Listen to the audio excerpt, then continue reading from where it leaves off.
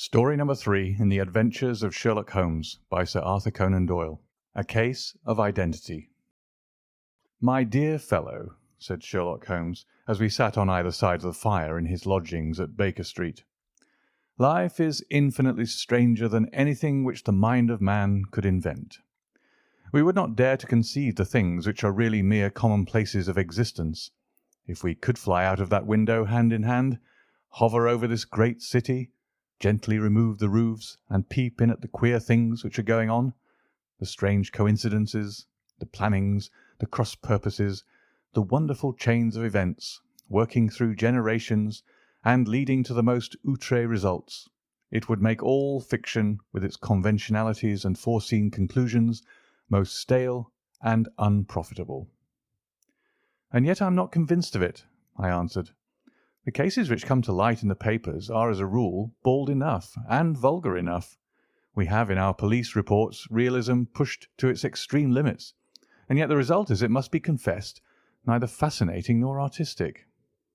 "A certain selection and discretion must be used in producing a realistic effect," remarked Holmes. "This is wanting in the police report, where more stress is laid, perhaps, upon the platitudes of the magistrate than upon the details which to an observer contain the vital essence of the whole matter. Depend upon it, there is nothing so unnatural as the commonplace." I smiled and shook my head. "I can quite understand your thinking so," I said. "Of course, in your position of unofficial adviser and helper to everybody who is absolutely puzzled throughout 3 continents, you are brought in contact with all that is strange and bizarre. But here," I picked up the morning paper from the ground, "let us put it to a practical test. Here is the first heading upon which I come: 'A husband's cruelty to his wife.' There is half a column of print, but I know without reading it that it is all perfectly familiar to me. There is, of course, the other woman, the drink, the push, the blow, the bruise, the sympathetic sister or landlady. The crudest of writers could invent nothing more crude." "Indeed, your example is an unfortunate one for your argument," said Holmes, taking the paper and glancing his eye down it. "This is the Dundas separation case, and, as it happens, I was engaged in clearing up some small points in connection with it. The husband was a teetotaler. There was no other woman, and the conduct complained of was that he had drifted into the habit of winding up every meal by taking out his false teeth and hurling them at his wife, which, you will allow, is not an action likely to occur to the imagination of the average story-teller. Take a pinch of snuff, Doctor, and acknowledge that I have scored over you in your example." He held out his snuff-box of old gold with a great amethyst in the centre of the lid. Its splendour was in such contrast to his homely ways and simple life that I could not help commenting upon it. "Ah," said he, "I forgot that I had not seen you for some weeks. It is a little souvenir from the King of Bohemia in return for my assistance in the case of the Irene Adler papers." "And the ring?" I asked, glancing at a remarkable brilliant which sparkled upon his finger. "It was from the reigning family of Holland, though the matter in which I served them was of such delicacy that I cannot confide it even to you, who have been good enough to chronicle 1 or 2 of my little problems." "And have you any on hand just now?" I asked with interest. "Some 10 or 12, but none which present any feature of interest. They are important, you understand, without being interesting. Indeed, I have found that it is usually in unimportant matters that there is a field for the observation and for the quick analysis of cause and effect which gives the charm to an investigation. The larger crimes are apt to be the simpler, for the bigger the crime, the more obvious, as a rule, is the motive. In these cases, save for one rather intricate matter which has been referred to me from Marseilles, there is nothing which presents any features of interest. It is possible, however, that I may have something better before very many minutes are over, for this is one of my clients, or I am much mistaken." He had risen from his chair and was standing between the parted blinds, gazing down into the dull, neutral-tinted London street. Looking over his shoulder, I saw that on the pavement opposite there stood a large woman with a heavy fur boa round her neck, and a large curling red feather in a broad-brimmed hat, which was tilted in a coquettish Duchess of Devonshire fashion over her ear. From under this great panoply she peeped up in a nervous, hesitating fashion at our windows, while her body oscillated backward and forward, and her fingers fidgeted with her glove buttons. Suddenly, with a plunge, as of the swimmer who leaves the bank, she hurried across the road, and we heard the sharp clang of the bell. "I have seen those symptoms before," said Holmes, throwing his cigarette into the fire. "Oscillation upon the pavement always means an affaire de coeur. She would like advice, but is not sure that the matter is not too delicate for communication. And yet even here we may discriminate. When a woman has been seriously wronged by a man, she no longer oscillates, and the usual symptom is a broken bell wire. Here we may take it that there is a love matter, but that the maiden is not so much angry as perplexed or grieved. But here she comes in person to resolve our doubts." As he spoke there was a tap at the door, and the boy in buttons entered to announce Miss Mary Sutherland, while the lady herself loomed behind his small black figure like a full-sailed merchantman behind a tiny pilot-boat. Sherlock Holmes welcomed her with the easy courtesy for which he was remarkable, and having closed the door and bowed her into an armchair, he looked her over in the minute and yet abstracted fashion which was peculiar to him. "Do you not find," he said, "that with your short sight it is a little trying to do so much typewriting?" "I did at first," she answered, "but now I know where the letters are without looking." Then suddenly, realizing the full purport of his words, she gave a violent start and looked up with fear and astonishment upon her broad, good-humoured face. "You've heard about me, Mr. Holmes," she cried, "else how could you know all that?" "Never mind," said Holmes, laughing. "It is my business to know things. Perhaps I've trained myself to see what others overlook. If not, why should you come to consult me?" "I came to you, sir, because I heard of you from Mrs. Etheridge, whose husband you found so easy, when the police and everyone had given him up for dead. Oh, Mr. Holmes, I wish you would do as much for me. I'm not rich, but still I have 100 a year in my own right, besides the little that I make by the machine, and I would give it all to know what has become of Mr. Hosmer Angel." "Why did you come away to consult me in such a hurry?" asked Sherlock Holmes, with his finger-tips together and his eyes to the ceiling. Again a startled look came over the somewhat vacuous face of Miss Mary Sutherland. "Yes, I did bang out of the house," she said, "for it made me angry to see the easy way in which Mr. Windibank, that is, my father, took it all. He would not go to the police, and he would not go to you, and so at last, as he would do nothing and kept on saying that there was no harm done, it made me mad, and I just on with my things and came right away to you." "Your father?" said Holmes. "Your stepfather, surely, since the name is different." "Yes, my stepfather. I call him father, though it sounds funny too, for he is only 5 years and 2 months older than myself." "And your mother is alive?" "Oh, yes, mother is alive and well. I wasn't best pleased, Mr. Holmes, when she married again so soon after father's death, and a man who was nearly 15 years younger than herself. Father was a plumber in the Tottenham Court Road, and he left a tidy business behind him which mother carried on with Mr. Hardy, the foreman. But when Mr. Windibank came, he made her sell the business, for he was very superior, being a traveller in wines. They got £4,700 for the goodwill and interest, which wasn't near as much as father could have got if he had been alive."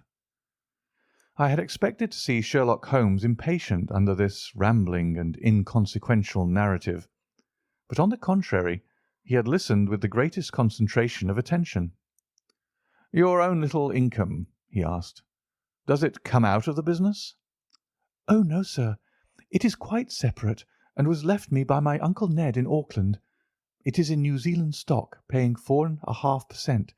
£2,500 was the amount, but I can only touch the interest." "You interest me extremely," said Holmes, "and since you draw so large a sum as 100 a year, with what you earn into the bargain, you no doubt travel a little and indulge yourself in every way. I believe that a single lady can get on very nicely upon an income of about £60. "I could do with much less than that, Mr. Holmes, but you understand that as long as I live at home I don't wish to be a burden to them, and so they have the use of the money just while I am staying with them. Of course, that is only just for the time. Mr. Windibank draws my interest every quarter and pays it over to my mother, and I found that I can do pretty well with what I earn at typewriting. It brings me 2 pence a sheet, and I can often do from 15 to 20 sheets in a day." "You have made your position very clear to me," said Holmes. "This is my friend, Dr. Watson, before whom you can speak as freely as before myself. Kindly tell us now all about your connection with Mr. Hosmer Angel." A flush stole over Miss Sutherland's face, and she picked nervously at the fringe of her jacket. "I met him first at the gasfitters' ball," she said. "They used to send father tickets when he was alive, and then afterwards they remembered us and sent them to mother. Mr. Windibank did not wish us to go. He never did wish us to go anywhere. He would get quite mad if I wanted so much as to join a Sunday school treat. But this time I was set on going, and I would go, for what right had he to prevent? He said that folk were not fit for us to know when all father's friends were to be there. And he said that I had nothing fit to wear, when I had my purple plush that I had never so much as taken out of the drawer. At last, when nothing else would do, he went off to France upon the business of the firm. But we went, mother and I, with Mr. Hardy, who used to be our foreman, and it was there I met Mr. Hosmer Angel." "I suppose," said Holmes, "that when Mr. Windibank came back from France he was very annoyed at your having gone to the ball." "Oh, well, he was very good about it. He laughed, I remember, and shrugged his shoulders, and said there was no use denying anything to a woman, for she would have her way." "I see. Then at the gasfitters' ball you met, as I understand, a gentleman called Mr. Hosmer Angel." "Yes, sir. I met him that night, and he called next day to ask if we had got home all safe, and after that we met him. That is to say, Mr. Holmes, I met him twice for walks. But after that father came back again, and Mr. Hosmer Angel could not come to the house any more." "No?" "Well, you know father didn't like anything of the sort. He wouldn't have any visitors if he could help it, and he used to say that a woman should be happy in her own family circle. But then, as I used to say to mother, a woman wants her own circle to begin with, and I had not got mine yet." "But how about Mr. Hosmer Angel? Did he make no attempt to see you?" "Well, father was going off to France again in a week, and Hosmer wrote and said that it would be safer and better not to see each other until he had gone. We could write in the meantime, and he used to write every day. I took the letters in the morning, so there was no need for father to know." "Were you engaged to the gentleman at this time?" "Oh, yes, Mr. Holmes. We were engaged after the first walk that we took. Hosmer, Mr. Angel, was a cashier in an office in Leadenhall Street, and—" "What office?" "That's the worst of it, Mr. Holmes. I don't know." "Where did he live, then?" "He slept on the premises." "And you don't know his address?" "No, except that it was Leadenhall Street."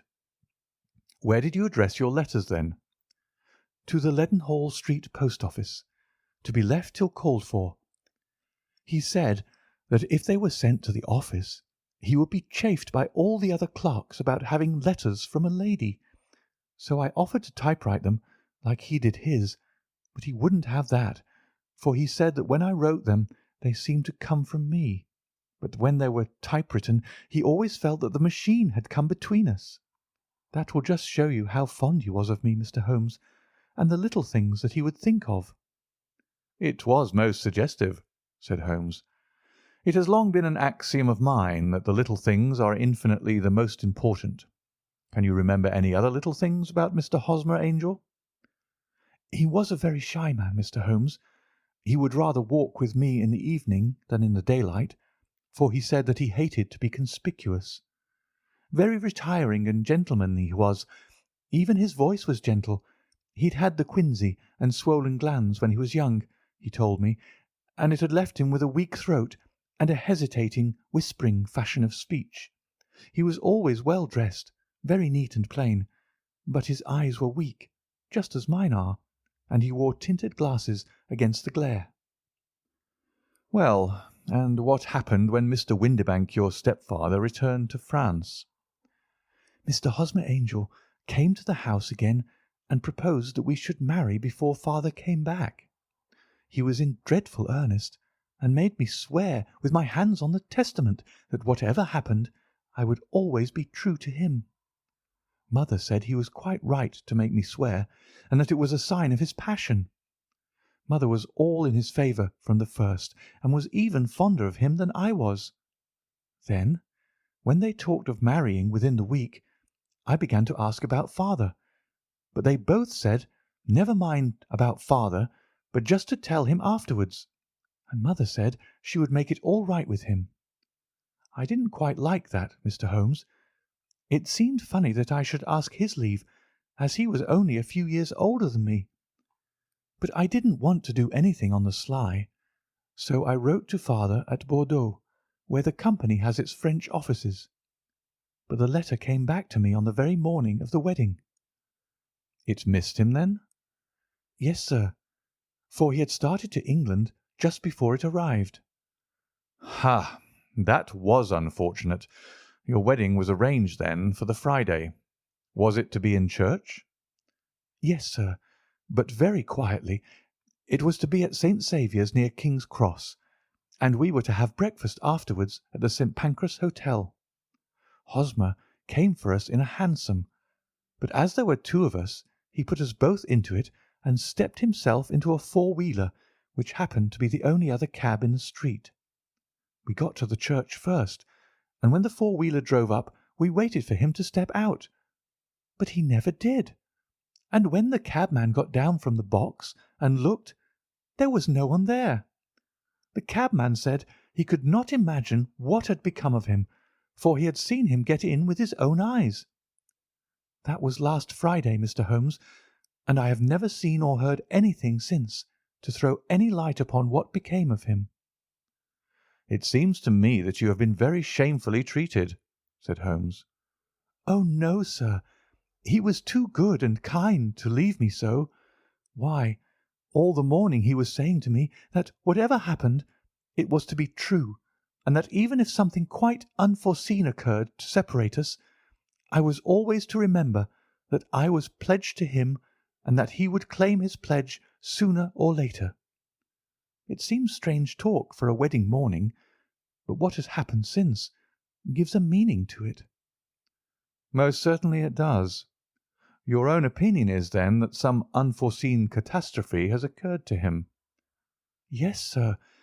I believe that he foresaw some danger, or else he would not have talked so, and then I think that what he foresaw happened." "But you have no notion as to what it could have been?" "None." "One more question. How did your mother take the matter?" "She was angry, and said that I was never to speak of the matter again." "And your father? Did you tell him?" "Yes, and he seemed to think with me that something had happened, and that I should hear of Hosmer again. As he said, what interest could anyone have in bringing me to the doors of the church and then leaving me? Now, if he had borrowed my money, or if he had married me and got my money settled on him, there might be some reason. But Hosmer was very independent about money, and never would look at a shilling of mine. And yet, what could have happened, and why could he not write? Oh, it drives me half mad to think of it, and I can't sleep a wink at night." She pulled a little handkerchief out of her muff and began to sob heavily into it. "I shall glance into the case for you," said Holmes, rising, "and I have no doubt that we shall reach some definite result. Let the weight of the matter rest upon me now, and do not let your mind dwell upon it further. Above all, try to let Mr. Hosmer Angel vanish from your memory, as he has done from your life." "Then you don't think I'll see him again?" "I fear not." "Then what has happened to him?" "You will leave that question in my hands. I should like an accurate description of him, and any letters of his which you can spare." "I advertised for him in last Saturday's Chronicle," said she. "Here is the slip, and here are 4 letters from him." "Thank you. And your address?" "No. 31, Lion Place, Camberwell." Mr. Angel's address you never had, I understand. Where is your father's place of business?" "He travels for Westhouse and Marbank, the great claret importers of Fenchurch Street." "Thank you. You have made your statement very clearly. You will leave the papers here, and remember the advice which I have given you. Let the whole incident be a sealed book, and do not allow it to affect your life." "You are very kind, Mr. Holmes, but I cannot do that. I shall be true to Hosmer. He shall find me ready when he comes back." For all the preposterous hat and the vacuous face, there was something noble in the simple faith of our visitor which compelled our respect. She laid her little bundle of papers upon the table and went her way, with a promise to come again whenever she might be summoned. Sherlock Holmes sat silent for a few minutes with his fingertips still pressed together, his legs stretched out in front of him, and his gaze directed upward to the ceiling. Then he took down from the rack the old and oily clay pipe which was to him as a counsellor, and, having lit it, he leaned back in his chair, with the thick blue cloud wreaths spinning up from him, and a look of infinite languor in his face. "Quite an interesting study, that maiden," he observed. "I found her more interesting than her little problem, which, by the way, is rather a trite one. You will find parallel cases if you consult my index. In Andover in '77, and there was something of the sort at The Hague last year. Old as is the idea, however, there were 1 or 2 details which were new to me, but the maiden herself was most instructive." "You appeared to read a good deal upon her which was quite invisible to me," I remarked. "Not invisible, but unnoticed, Watson. You did not know where to look, and so you missed all that was important. I can never bring you to realize the importance of sleeves, the suggestiveness of thumbnails, or the great issues that may hang from a bootlace. Now, what did you gather from that woman's appearance? Describe it." "Well, she had a slate-coloured, broad-brimmed straw hat, with a feather of brickish red. Her jacket was black, with black beads sewn upon it, and a fringe of little black jet ornaments. Her dress was brown, rather darker than coffee colour, with a little purple plush at the neck and sleeves. Her gloves were greyish, and were worn through at the right forefinger. Her boots I didn't observe. She had small round hanging gold earrings, and a general air of being fairly well-to-do in a vulgar, comfortable, easy-going way." Sherlock Holmes clapped his hands softly together and chuckled. "Upon my word, Watson, you are coming along wonderfully. You have really done very well indeed. It is true that you have missed everything of importance, but you have hit upon the method, and you have a quick eye for colour. Never trust to general impressions, my boy, but concentrate yourself upon details. My first glance is always at a woman's sleeve. In a man it is perhaps better first to take the knee of the trouser. As you observe, this woman had plush upon her sleeves, which is a most useful material for showing traces. The double line a little above the wrist, where the typewritist presses against the table, was beautifully defined. The sewing machine of the hand type leaves a similar mark, but only on the left arm, and on the side of it farthest from the thumb, instead of being right across the broadest part, as this was.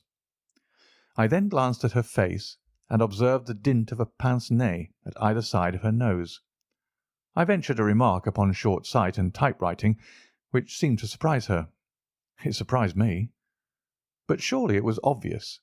I was then much surprised and interested on glancing down to observe that, though the boots which she was wearing were not unlike each other, they were really odd ones, the one having a slightly decorated toe-cap and the other a plain one. One was buttoned only in the 2 lower buttons out of 5, and the other at the 1st, 3rd, and 5th. Now, when you see that a young lady, otherwise neatly dressed, has come away from home with odd boots, half buttoned, it is no great deduction to say that she came away in a hurry. "And what else?" I asked, keenly interested, as I always was, by my friend's incisive reasoning. "I noted in passing that she had written a note before leaving home, but after being fully dressed. You observed that her right glove was torn at the forefinger, but you did not apparently see that both glove and finger were stained with violet ink. She had written in a hurry and dipped her pen too deep. It must have been this morning, or the mark would not remain clear upon the finger. All this is amusing, though rather elementary, but I must go back to business, Watson. Would you mind reading me the advertised description of Mr. Hosmer Angel?" I held the little printed slip to the light. "Missing," it said, "on the morning of the 14th, a gentleman named Hosmer Angel, about 5'7" in height, strongly built, sallow complexion, black hair, a little bald in the centre, bushy, black side whiskers and moustache, tinted glasses, slight infirmity of speech, was dressed when last seen in black frock coat faced with silk, black waistcoat, gold Albert chain, and grey Harris tweed trousers, with brown gaiters over elastic-sided boots. Known to have been employed in an office in Leadenhall Street. Anybody bringing—" "That will do," said Holmes. "As to the letters," he continued, glancing over them, "they are very commonplace. Absolutely no clue in them to Mr. Angel, save that he quotes Balzac once. There is one remarkable point, however, which will no doubt strike you." "They are typewritten," I remarked. "Not only that, but the signature is typewritten. Look at the neat little Hosmer Angel at the bottom. There is a date, you see, but no superscription except Leadenhall Street, which is rather vague. The point about the signature is very suggestive. In fact, we may call it conclusive." "Of what?" "My dear fellow, is it possible you do not see how strongly it bears upon the case?" "I cannot say that I do, unless it were that he wished to be able to deny his signature if an action for breach of promise were instituted." "No, that was not the point. However, I shall write 2 letters, which should settle the matter. One is to a firm in the City, the other is to the young lady's stepfather, Mr. Windibank, asking him whether he could meet us here at 6 o'clock to-morrow evening. It is just as well that we should do business with the male relatives. And now, Doctor, we can do nothing until the answers to those letters come, so we may put our little problem upon the shelf for the interim." I had had so many reasons to believe in my friend's subtle powers of reasoning and extraordinary energy in action that I felt that he must have some solid grounds for the assured and easy demeanour with which he treated the singular mystery which he had been called upon to fathom. Once only had I known him to fail, in the case of the King of Bohemia and of the Irene Adler photograph. But when I looked back to the weird business of the Sign of the Four, and the extraordinary circumstances connected with the study in scarlet, I felt that it would be a strange tangle indeed which he could not unravel. I left him then, still puffing at his black clay pipe, with the conviction that when I came again on the next evening, I would find that he held in his hands all the clues which would lead up to the identity of the disappearing bridegroom of Miss Mary Sutherland. A professional case of great gravity was engaging my own attention at the time, and the whole of the next day I was busy at the bedside of the sufferer. It was not until close upon 6 o'clock that I found myself free and was able to spring into a hansom and drive to Baker Street, half afraid that I might be too late to assist at the denouement of the little mystery. I found Sherlock Holmes alone, however, half asleep, with his long, thin form curled up in the recesses of his armchair. A formidable array of bottles and test tubes, with the pungent, cleanly smell of hydrochloric acid, told me that he had spent his day in the chemical work which was so dear to him. Well, have you solved it? I asked as I entered. Yes, it was the bisulfate of baryta. No, no, the mystery, I cried. Oh, that. I thought of the salt that I had been working upon. There was never any mystery in the matter, though, as I said yesterday, some of the details are of interest. The only drawback is that there is no law, I fear, that can touch the scoundrel. Who was he, then, and what was his object in deserting Miss Sutherland? The question was hardly out of my mouth, and Holmes had not yet opened his lips to reply, when we heard a heavy footfall in the passage and a tap at the door. "This is the girl's stepfather, Mr. James Windibank," said Holmes.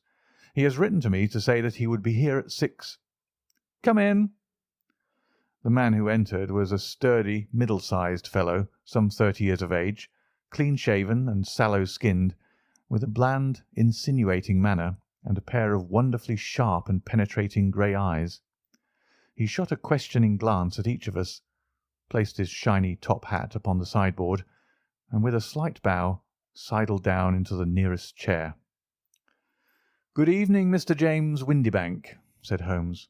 "I think that this typewritten letter is from you, in which you made an appointment with me for 6 o'clock." "Yes, sir. I'm afraid that I'm a little late, but I'm not quite my own master, you know. I am sorry that Miss Sutherland has troubled you about this little matter, for I think it is far better not to wash linen of the sort in public. It was quite against my wishes that she came, but she is a very excitable, impulsive girl, as you may have noticed, and she is not easily controlled when she's made up her mind on a point.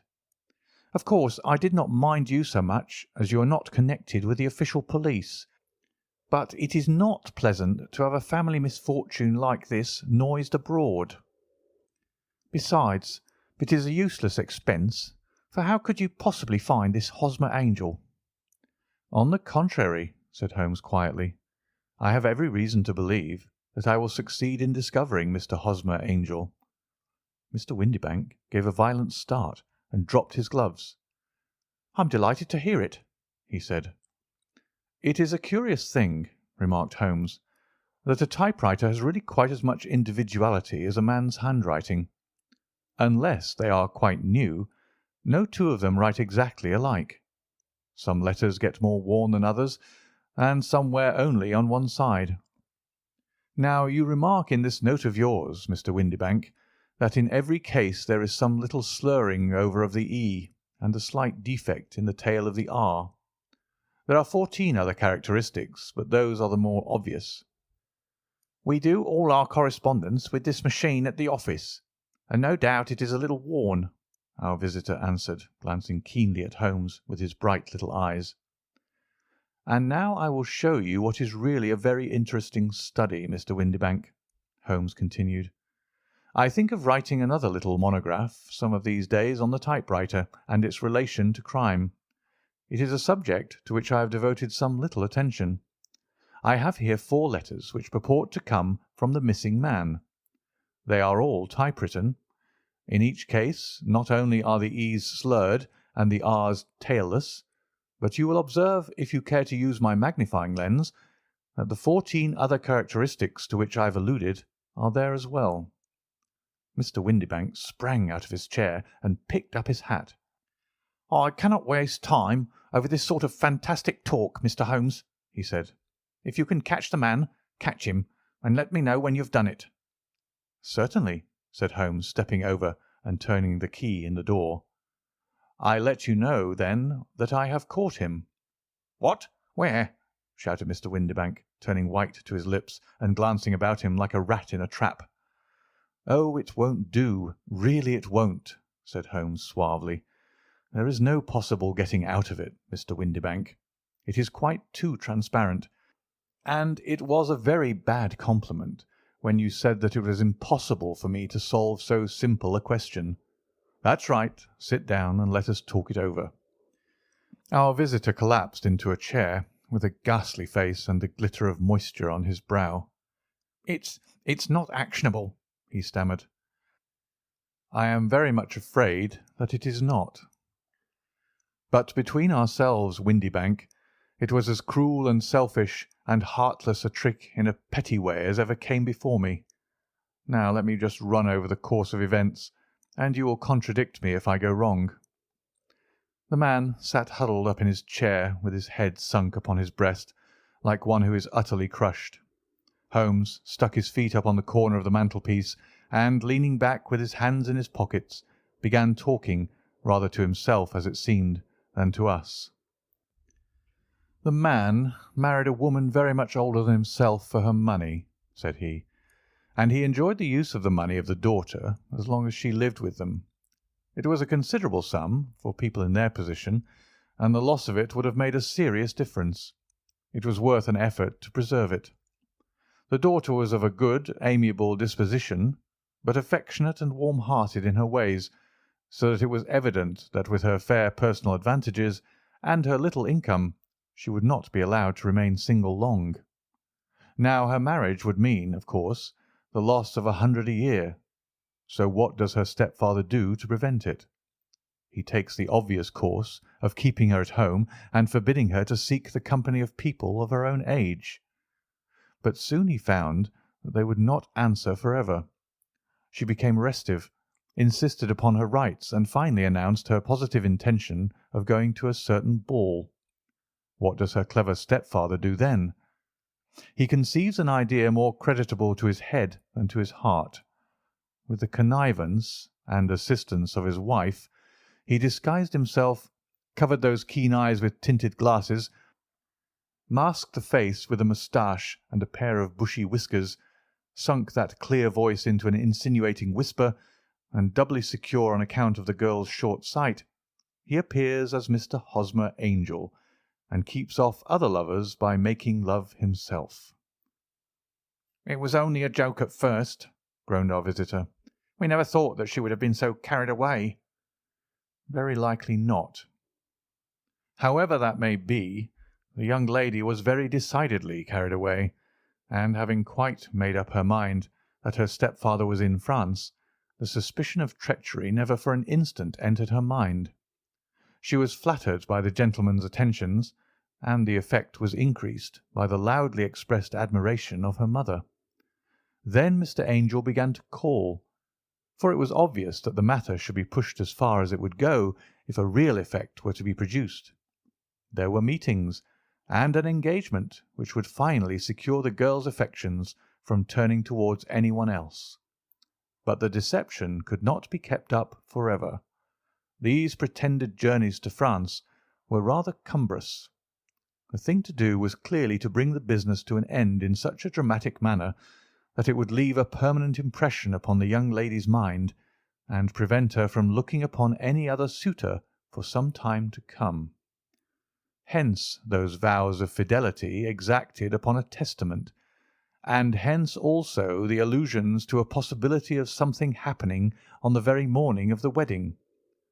James Windibank wished Miss Sutherland to be so bound to Hosmer Angel, and so uncertain as to his fate, that for 10 years to come, at any rate, she would not listen to another man. As far as the church door he brought her, and then, as he could go no farther, he conveniently vanished away by the old trick of stepping in at one door of a four-wheeler and out at the other. I think that was the chain of events, Mr. Windibank." Our visitor had recovered something of his assurance while Holmes had been talking, and he rose from his chair now with a cold sneer upon his pale face. "It may be so, or it may not, Mr. Holmes," said he. "But if you are so very sharp, you ought to be sharp enough to know that it is you who are breaking the law now, and not me. I have done nothing actionable from the first, but as long as you keep that door locked, you lay yourself open to an action for assault and illegal constraint." "The law cannot, as you say, touch you," said Holmes, unlocking and throwing open the door. "Yet there never was a man who deserved punishment more. If the young lady has a brother or a friend, he ought to lay a whip across your shoulders, by Jove," he continued, flushing up at the sight of the bitter sneer upon the man's face. "It is not part of my duties to my client, but here's a hunting crop handy, and I think I shall just treat myself to—" He took 2 swift steps to the whip, but before he could grasp it there was a wild clatter of steps upon the stairs, The heavy hall door banged, and from the window we could see Mr. James Windibank running at the top of his speed down the road. "There's a cold-blooded scoundrel," said Holmes, laughing as he threw himself down into his chair once more. "That fellow will rise from crime to crime until he does something very bad and ends on a gallows. The case has, in some respects, been not entirely devoid of interest." "I cannot now entirely see all the steps of your reasoning," I remarked. "Well, of course it was obvious from the first that this Mr. Hosmer Angel must have some strong object for his curious conduct, and it was equally clear that the only man who really profited by the incident, as far as we could see, was the stepfather. Then the fact that the two men were never together, but that the one always appeared when the other was away, was suggestive. So were the tinted spectacles and the curious voice, which both hinted at a disguise, as did the bushy whiskers. My suspicions were all confirmed by his peculiar action in typewriting his signature, which of course inferred that his handwriting was so familiar to her that she would recognize even the smallest sample of it. You see, all these isolated facts, together with many minor ones, all pointed in the same direction." "And how did you verify them?" "Having once spotted my man, it was easy to get corroboration. I knew the firm for which this man worked. Having taken the printed description, I eliminated everything from it which could be the result of a disguise, the whiskers, the glasses, the voice, and I sent it to the firm with a request that they would inform me whether it answered to the description of any of their travellers. I had already noticed the peculiarities of the typewriter, and I wrote to the man himself at his business address, asking him if he would come here. As I expected, his reply was typewritten and revealed the same trivial but characteristic defects. The same post brought me a letter from Westhouse and Marbank of Fenchurch Street to say that the description tallied in every respect with that of their employee, James Windibank." "And Miss Sutherland?" "If I tell her, she will not believe me. You may remember the old Persian saying, 'There is danger for him who taketh the tiger cub, and danger also for whoso snatches a delusion from a woman.' There is as much sense in Hafiz as in Horace, and as much knowledge of the world." End of A Case of Identity.